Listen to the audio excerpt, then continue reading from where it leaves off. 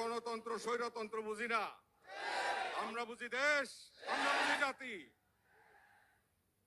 বর্তমান বিশ্ব পরিস্থিতি, আঞ্চলিক পরিস্থিতি যেই দিকে গড়াচ্ছে, পাকিস্তানকে দিয়ে ভারতকে আক্রমণ করানোর ষড়যন্ত্র হচ্ছে, পশ্চিমা উস্কানি আসতেছে এবং পরমাণু বোমার ব্যবহার যাতে হয়, যাতে ভারতবর্ষ ধ্বংস হয়ে যায়, এই উপমহাদেশ ধ্বংস হয়ে যায়, তারপরে যেন চীন ধ্বংস হয়, অর্থাৎ আমরা এশিয়ানরা যাতে আর কোনোদিন উপরে উঠতে না পারি।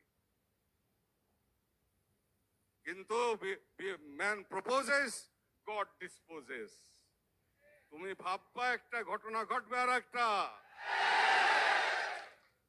আমরা সতর্ক নজর রাখছি, আপনারাও তৃণমূল পর্যায়ে গ্রামে গ্রামে দেশবাসীকে সতর্ক করে দিবেন যে আমাদের দেশের মীর জাফর, মীর সাদেক, গোশেট বেগমরা এই নব্য সাম্রাজ্যবাদী ইস্ট ইন্ডিয়া কোম্পানির সাথে ষড়যন্ত্রে লিপ্ত।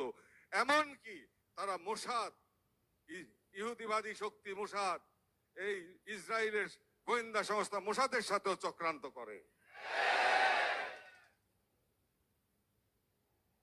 আমাদের এই দেশের মুসলমান, সেই সাথে অন্য ধর্মের মানুষজন, আমরা সহ অবস্থান করি ইসলামের শিক্ষা অনুযায়ী।